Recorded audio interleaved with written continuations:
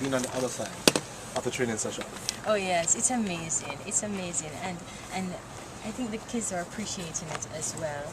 You know, I really enjoy coming out here. I love to see the progress. I love to see them. I give them information when they go out and do it, and they just suck it up like a sponge, and it's bringing me a lot of satisfaction. I've never heard you speak much higher than this, so much louder than this ever. Oh really? Yeah, and I heard a little shout, and the coach was also surprised. Like, Brigitte, that's a shout. I know. Sometimes you have to, in order to get them to understand that you're serious about this. Come on, do it. Yeah, I'm not good at shouting. I'm working on my shouting skills. Did you see yourself as a coach? Are you going to be going delving deeper into the coaching? I don't know how deep I'll get. Some days I think I'm already in too deep and really saw myself doing this, but it's my way of giving back. I see where we do need to get our sprint hurdles back on the world map, and this is just my little way of saying I'm trying. Still my character, brilliant talent coming out of SMJ, of course that talent really soon. But it's really it's been complete because of what you make of your talent. Oh yeah, I think Christelle is great talent. This week in particular, she looked really fast. She looked like she can do something. I'm expecting great things from her in the near future.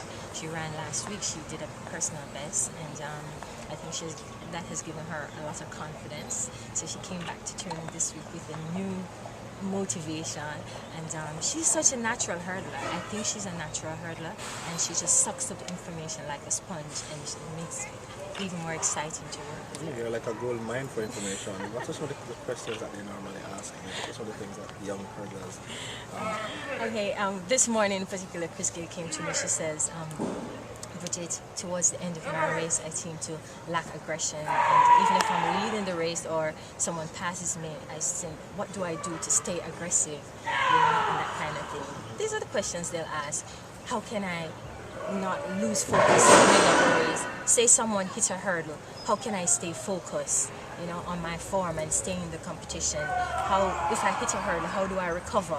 You know, these are common questions that they ask me from time to time. do you still find yourself waking up packing your training bag in the mornings? Well, I pack my workout clothes for training. Well, I pack what I want to wear for training from the night before because I have to get here so early. I'm kind of out of that now. Do you miss it today?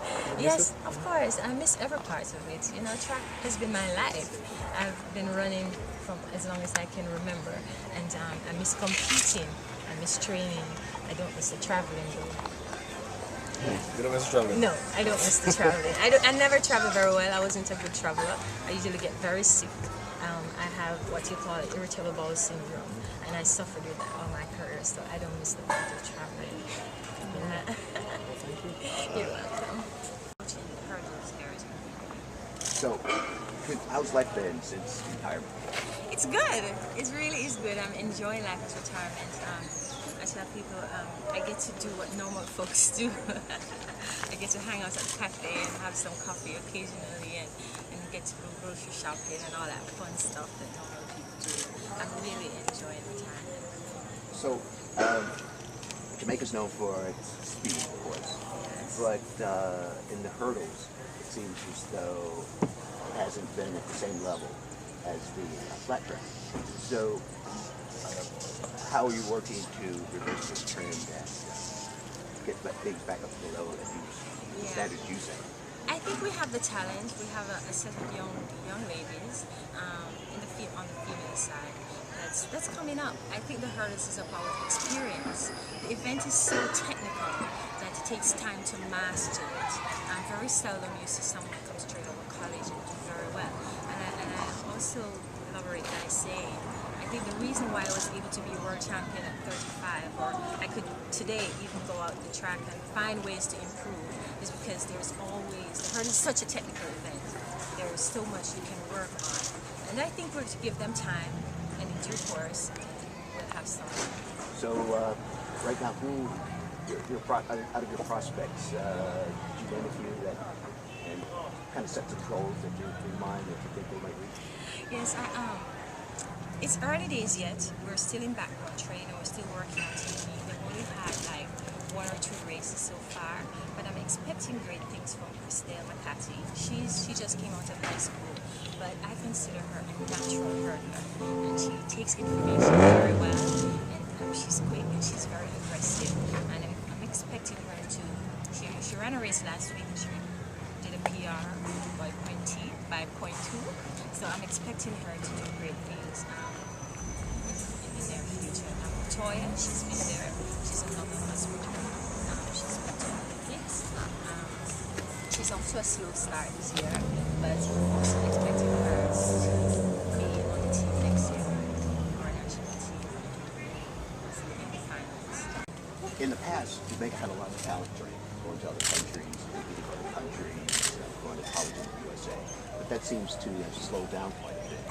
Do you credit that with the resurgence in the track and field in the last 5 or 6 years? Oh yes, definitely, and it's coming out in the way the youngsters are performing. Having world-class athletes here in Jamaica training, have someone to look up to and say they've done it, so I can do it too. It's really giving them a boost of confidence, you know. It was hard initially. I was one of the first ones to come home and train after college when I finished, and it really was totally different.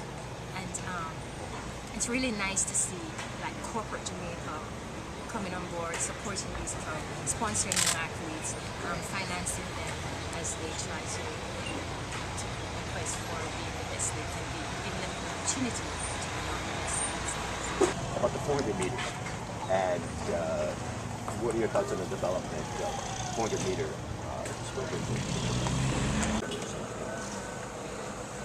Yes, as I said, the 400 meters is a very hard event to train for, and I think youngsters shy away from it because it's really tough, you know. The training is very hard. So we just got to find the right athletes with the mental toughness and find a way to keep them motivated to train properly for the 400. And I think that's what the problem is. I think we do have talent. We do have people who can go 400. They're fast and, you know, they're strong. They just need to be mentally tough enough to enter the training.